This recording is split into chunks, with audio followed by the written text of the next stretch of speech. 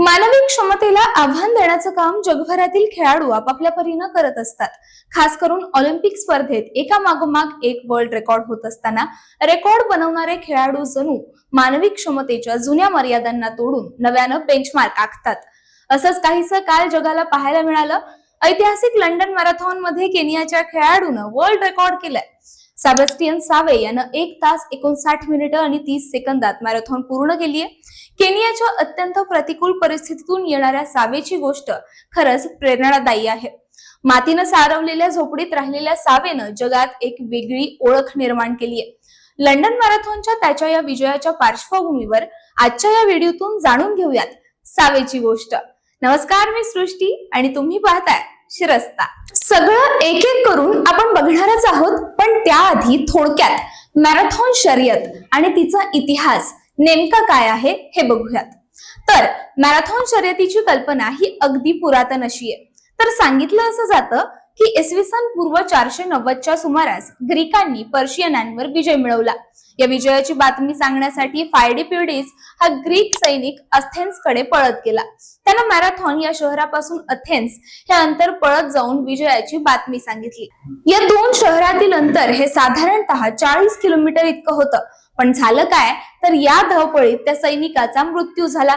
त्यानंतर त्याच्या स्मृतीप्रित्यर्थ मॅरेथॉन ते अथेन्स अशी धावण्याची शर्यत ठेवली आणि मॅरेथॉन शर्यतींचा जन्म झाला। पुढे 1896 साली अथेन्स येथील ऑलिम्पिक स्पर्धेत साधारण 42 किलोमीटरची स्पर्धा आयोजित करण्यात आली। हा झाला इतिहास आणि तो सांगण्याचं कारण म्हणजे सेबॅस्टियन सावे। सेबॅस्टियनचा सांभाळ त्याची आजी कोकोने केला।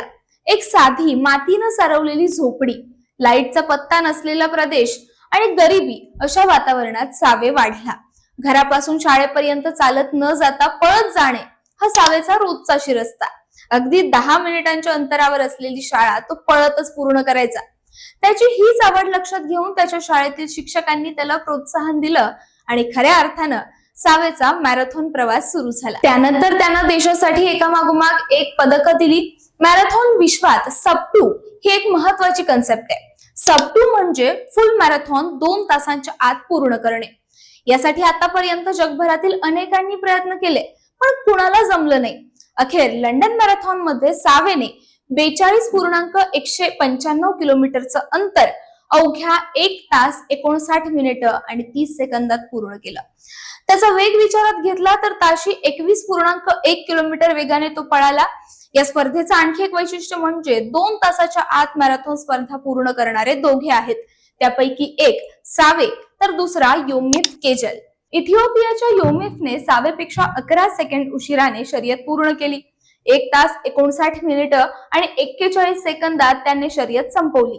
आता ही काय सहजासहजी घडलेली गोष्ट नाही, तर या स्पर्धेसाठी सावेनं केनियाच्या उंचीवरील प्रदेशात सराव केला। उंचावर सराव केल्यानं हवेतील ऑक्सिजनचे प्रमाण कमी होतं, त्यामुळे अधिक क्षमता विकसित व्हायला मदत होते।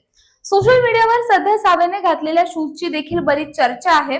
त्याने केवळ 96 ग्रॅम वजनाचे शूज या स्पर्धेसाठी वापरले होते। या शूजचं वैशिष्ट्य म्हणजे यांच्या वापरानं पायाच्या स्नायूंचा थकवा कमी होऊन वेग टिकून राहण्यास मदत होते।